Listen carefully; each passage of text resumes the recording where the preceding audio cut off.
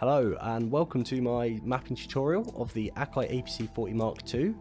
So let's just get straight into this. So we're going to load a visual pack so that we've got something nice and pretty to look at for the moment. And the first thing we're going to want to do is we go over to Arena, Preferences, and on the MIDI tab we're just going to untick these two boxes, hit refresh, and then retick them. And what that's doing is just disconnecting and then reconnecting the MIDI controller on Resolume. So it's just the first stage of troubleshooting so that the controller's all ready to go. And the second thing we're going to want to do is create a new template. So shortcuts, edit MIDI, and we go down to here, hit new, and I'm just going to call this AKAI APC40. And there we go. So we've got a new mapping now ready to go. So let's have a look at the MIDI controller itself. So you see we've got 40 buttons here towards the top, 8 rotary knobs at the top as well, 8 more to the side, a whole bunch of buttons around the controller, and our sliders as well. So we're going to start with the main grid of buttons here and then work our way around the controller because that feels the most sensible way to do this.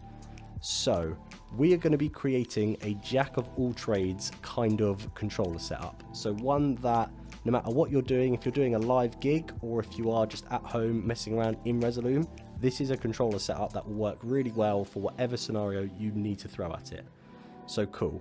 So first thing, we're going to go into our shortcuts tab. You see edit MIDI. So Control Shift M or Command Shift M if you're on a Mac, and it's going to load up this green screen here. And what this is the mapping UI for Resolume. And the first thing we're going to do is column 1, layer 1, take this clip, and we're going to press our button here in the top left. And you see it's created the mapping. And if we go down to shortcuts and turn it off, so we've got a light that's come on. And when we press the light, it will turn to pink and play the clip. So the teal color is clip off, and when the clip is activated, it turns pink. So the way we're going to create this mapping is that we are going to be using what is selected layer. Okay, so if I go over to here on target and I change by position, I'm going to press selected layer. Okay, now watch, if I select layer 3, you see the mapping has now followed to layer 3, as that is now the selected layer. Same with layer 5, that's selected, and the mapping will follow. Okay, so by using selected layer, what we're going to do is turn these 40 buttons and we're going to times it by 5 layers. So that will essentially give us 200 buttons. So it's just the best way to get the absolute most out of this controller by trying to map it as cleverly as possible, so that we get the most buttons. That's what we want, right? So let's start off, and we are going to go ahead and map all the way across and map all 40 of these columns.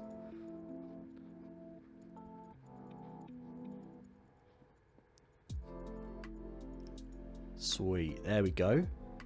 So now we've got everything mapped from 1 to 40. So if I press the button, it will select the clip, and you see that the pink button here keeps up with which clip is selected. And now if I go to layer 2, the pink goes, and I press it again, and now that is the selected clip. And what that will do as well is keep up when you are switching between layers, so you can easily see which clip is the one that you have selected. So what we want to do now is actually make our layers selectable. So we'll go back to shortcuts, Control Shift M, and we're going to map our layers 1 to 5, and we're going to be using the scene launch buttons down the side, and I'll explain why. So what you could do, and what people do is some people like the BPM buttons, some people like these little numbered buttons down the bottom, but we're going to go for scene launch. So I'm going to map those 1 to 5 like so. So now I can press layer 1 and be straight in layer 1, layer 2, be straight in layer 2, layer 3, be straight in layer 3. So this is a really cool way to keep your clips organized and know what's going on and be able to switch between all your layers nice and quickly.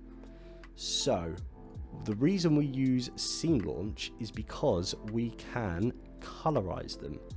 So you see when I click the mapping here, I go to MIDI out velocity, which is essentially just the lights on the controller, the output of the MIDI. And we're going to change status to on, so that when the layer is activated, when it's on, when it's selected, we want that to display the color green.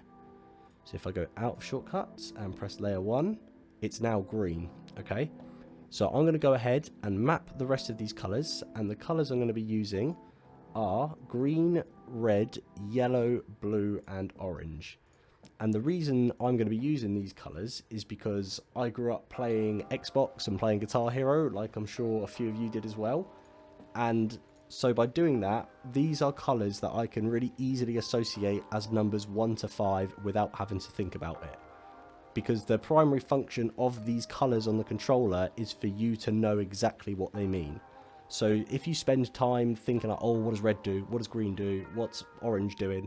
It's taking too long. So if you don't have a preset color palette in your head, just use these 5 because it's just way easier than having to think for ages about a color palette.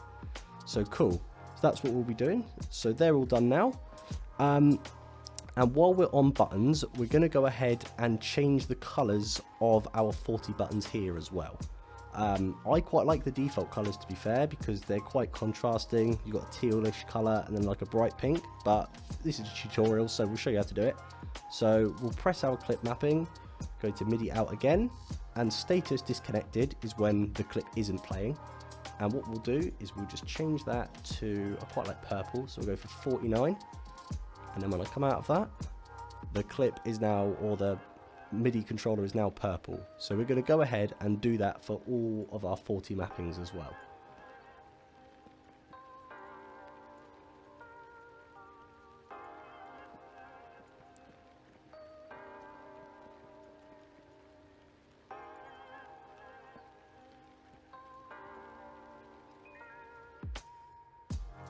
And the last one, and let's check that's worked. Sweet. So there you go. So all of them are purple now, and the clip connected is still pink. So the problem with this is that pink and purple aren't exactly contrasting colors, so ideally you'd want to go in and do the connected as well and change those to yellow, maybe a nice contrasting color, but we'll be here for ages if we do that, so we'll leave it how it is for the moment. But it looks cool with purple. I like that. And it will stay purple for all of the layers as well. So the next thing we're going to want to do is let's map our sliders, okay, because this is getting towards playable now. You know, I can select between clips, I can select between layers, it's getting there. So we're going to want to map these sliders now. So to do that, we go back into shortcuts, edit MIDI. I'm just going to press the slider tab and then just move the sliders on the controllers. There we go. Sweet. So now I can go layer 4, select a clip, and then start fading in and out between what I've got going on. So we're almost nearly at a mixable stage now. I'd say that you could do a mix on this current setup that is there right now, but we've got a lot more buttons to go through, so we'll map those as well. If we've got more buttons, why not use them, right? Cool. So we're going to go one above the sliders now, and we're going to do this row of S and record buttons, okay? So I really like to use these for clip next and clip back, because sometimes, so say layer 2's on and I'm on layer 1, if I just want to really quickly change layer 2, I have to press layer 2 and then find the button. So for layer 1, find the button. It's a 2-button process, whereas I just want it as just one button. Sometimes you just want the next clip, okay? So go back into edit MIDI, and we're going to, so if you don't have these, sorry, just let me go back. If you go into view and you go show transition controls, that is where it will be. And we'll turn on view, go show transition controls, there we go. So we're going to go shortcuts, and we're going to do the previous button as the S's and the next buttons as the records. Sweet, there we go. So now I can skip through my clips using next and back. But you see that there's no lights on these buttons at the moment. So we want to go back into edit MIDI, and we're going to click on a mapping, and I'm just going to map the record buttons because they're the ones I like having. They turn out red, so they're quite obvious to see. So we're going to go MIDI out, velocity, status off. So when it is not pressed, which is all the time for a skip button, we're just going to go down and put that to on. And we're going to do the same for all of the next buttons, so all the records. Sweet, there we go. So you could do that for the S's as well, and they'll come out blue, but for me, I just like a little bit of space on the bottom here, because the red is fine. I know what the red is, that's next clip. Just leaves a little bit of dead space on the controller. So now, going above that, we're going to do these numbered buttons here, 1 to 5. And I like to use those to select between my decks, so I can quickly move about. Just going to do the same, so 1, 2, 3, 4, and 5. And then if we go back out, so you'll see 5 is now lit up on a controller because we're on deck 5. And I can swap between, go number 2, go number 4, we'll go back to 5. So with these buttons, I like to have all of these lit up all the time so that I can easily see what the numbers are if I need to press them. So if we go back to shortcuts, and we're going to press on the deck, and we're going to go to MIDI velocity status off because it's not selected, and we're just going to turn these all on. So that way the light will always be on. And then if we go back, shortcuts off, sweet. So now all the lights are on all the time. Awesome, that's what we want. It's starting to take shape now, and we'll go one above this. So these buttons are BPM buttons. So if you're a DJ, you'd be using these for different bars and beat looping and stuff. But we're VJs, so we're not really using it in the same way. Resolume does have a BPM feature, and feel free to remap these if you wanted to, but we're going to use them as columns for now. So we'll go into shortcuts, into shortcuts, and we're just going to map these as our top 8 columns over here. So this is really great that if you have 5 different clips together that you know work really well in conjunction with each other, then you can just press that button and you've already got some good visuals ready to go and ready to mix with. Cool. And lastly, we want to do the clip stop buttons, okay? So these are quite self-explanatory. We're going to be stopping our clips with them, which are these ones here. So just going to map these through 1 to 5. And you see that the lights don't come on, so we'll do the same again. That will go over to MIDI out velocity, status off, and we'll turn it on. These clip stops do have a blinking lights feature as well, which if you wanted to use that, then you could. I personally don't, because when playing a live gig, I've got more than enough blinking lights to be keeping track of, but if that's what you want to do, go for it. Cool. And there we go, and hopefully yours should come on. Mine won't, bear with me, because my controller's a little bit old these days, and I have to do 5 fake mappings just to get the lights on, and then go and delete them straight afterwards. Nice. There we go. So that is all our primary buttons there. So we've got a pretty good mapping going now. So what we're going to do next is we're going to do our composition mappings. So we'll start with the stop all clips here. So if I trigger that, we sometimes just want to be able to just kill the feed immediately. And to do that, we're going to go shortcuts, and there's a little stop all clips button just here, and that's the one we're going to be using. Turn that off. Load in a column. Oh no, it looks horrible. Get rid of it. Cool. And after that, we're going to want to do the master opacity slider right next door, which is the end slider here. We'll turn it off, because sometimes you just want to fade out the whole thing. It's a really good thing to have for various reasons. Important slider, that one. And after that one, we have the crossfader as well, which is just down here. So we'll map our crossfader, which is just here on the controller.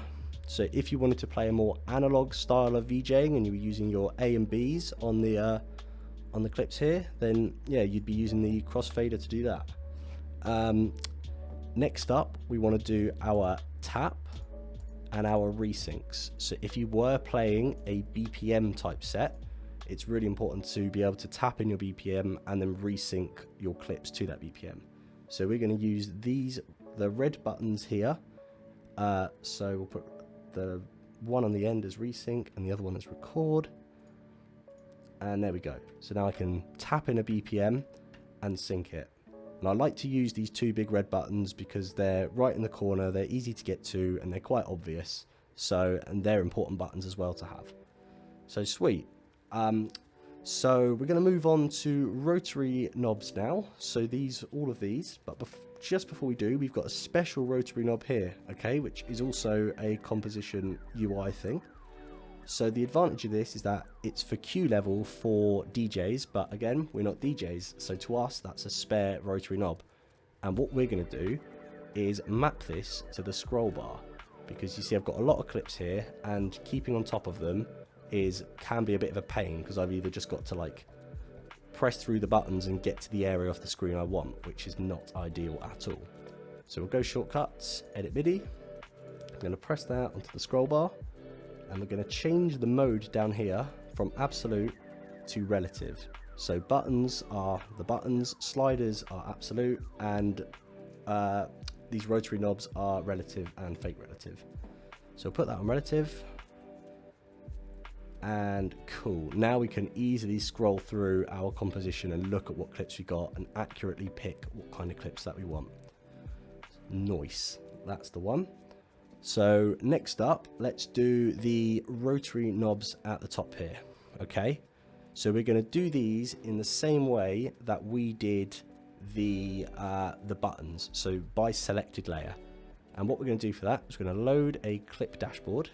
And we're going to go back to our shortcuts, and we're just going to map these through from numbers 1 through 8. And so it says by position, so we're going to go back and change those all to selected layer as well, very important.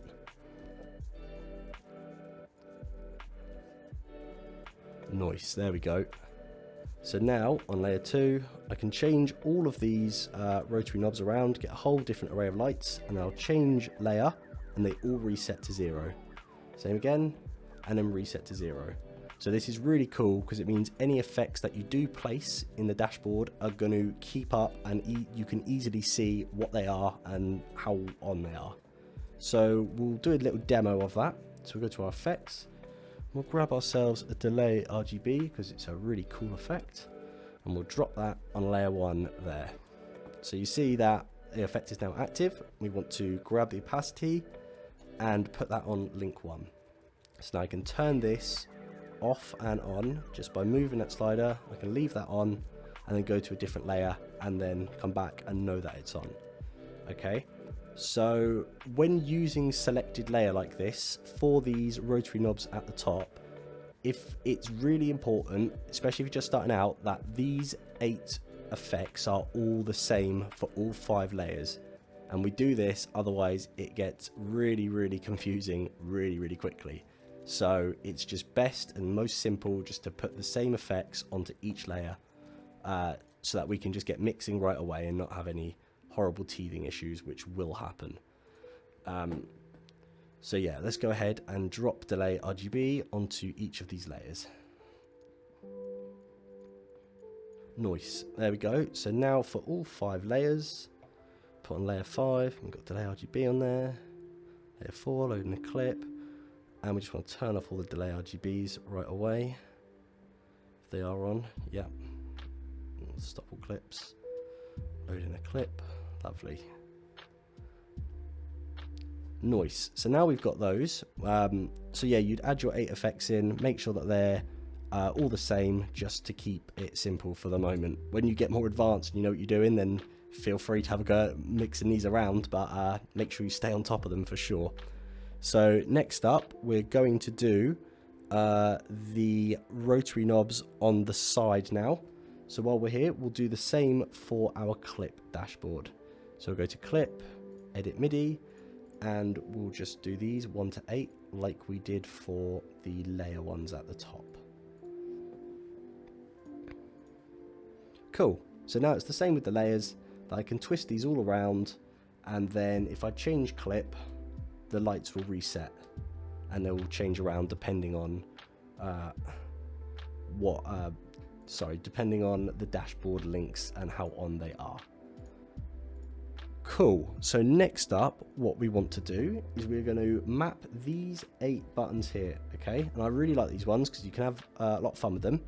So say that for layer 1 I've got my delay RGB opacity on the dashboard there, but what if I just want effects that just work via the blind, so I can turn them off and on very quickly?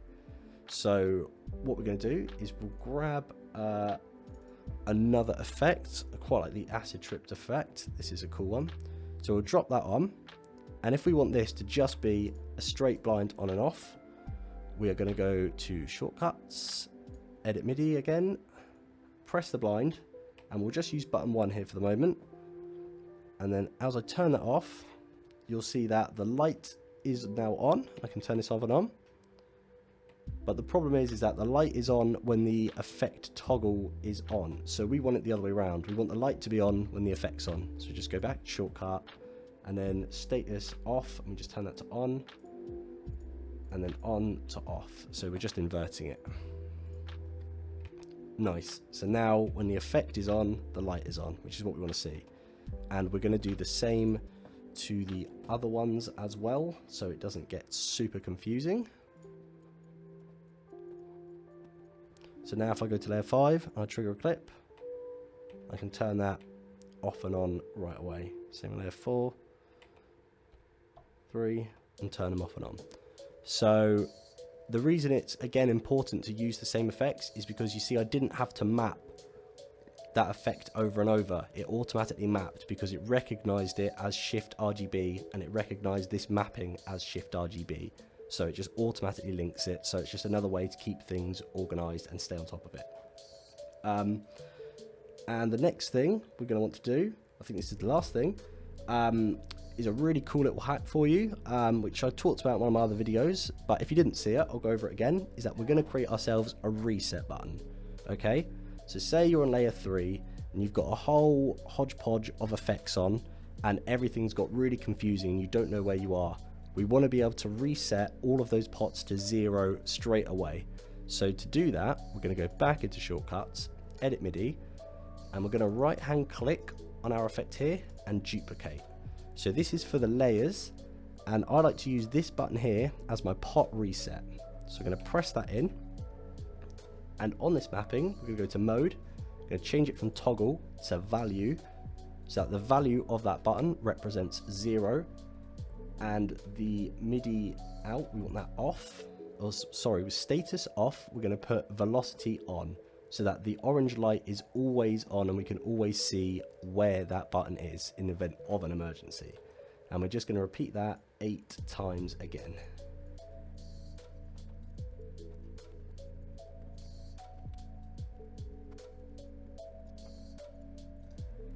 And the last one, mode, toggle, value, status, on. Sweet. There we go. So now, no matter where the sliders are, I can press pot reset and they will all reset to 0. So no matter how many effects are on there and no matter what it looks like, I can just reset that to 0. And it's a really handy feature. If you're playing live, it saved me a few times. And we're going to go do this to the clip as well. And for the clip, we're going to use this button down here, the bank button. I quite like because we can also turn that onto orange as well.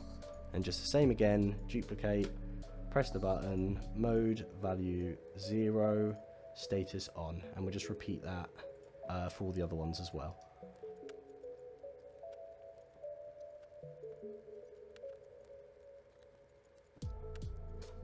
Cool, and the last one, same again. Nice, there we go. And that's a really useful mapping. There we go, reset all those pots to 0. Yeah, really useful mapping. I've said it in the other video, I'll say it again because it's important. Don't become super reliant on your reset buttons. They're there as an emergency and they're there to help you. If you're starting out, it's really important to be able to learn what is gone wrong with your composition just by using your eye, not by relying on these to reset. So it takes a bit of practice, but yeah, just a good button to have if you need it. So it looks like we've got a slight error there, which is absolutely fine. So this will happen when you're doing mapping. So what is happening here is our pot reset is resetting to maximum on. So what we want to do is we want to go shortcut, edit MIDI. So you see what's happened is the value has been set to 1, and we're just going to go change that back down to 0. So when you are doing MIDI mapping and stuff like that, you will make a lot of mistakes. Like, it is just how MIDI mapping is and how it works. So don't worry if you do make any mistakes. It's all a learning process, and the more you do it, the better you'll get at it. So even I've made a mistake, and I've been doing this for years, so don't worry too much. Cool, so I think we've designed ourselves a really nifty little setup there that if you're playing at a live gig, it's going to hold up, and if you're just messing around with Resolume at home, it's going to hold up. So this isn't the actual personal mapping I would use though. I use one that is developed on a plugin called ARC, which stands for Advanced Resolume Controller, that will turn your one AKAI APC40 Mark II into 16 different AKAI APC40 Mark IIs. I can vouch for just how overpowered this plugin is, and it will really change the game on how you use Resolume, both in workflow and in a live scenario. It's developed by the Lab Visuals, and I myself helped out develop this plugin, so I can really vouch for just how good it is because I've been using it for a while. And I think anyone who has this controller should really have a look at getting ARC as well. So I'll leave a description for it down below. I'll be making videos in the future all about ARC, about how it works, what it is, and how to map it, because there's so many buttons, it's quite complex to map. But once you work out how to use it and you can start navigating it, it's really overpowered. So I'd definitely recommend having a look at that in the link below. If you enjoyed this video and you found it useful, please whack it a like. If you want to see more VJ stuff, controllers, reviews, general VJ stuff, all that, whack a subscribe. And if you've got any questions, comments, thoughts about anything, whack it below and I'll do my absolute best to reply to every single one of you. So thanks for watching and peace out.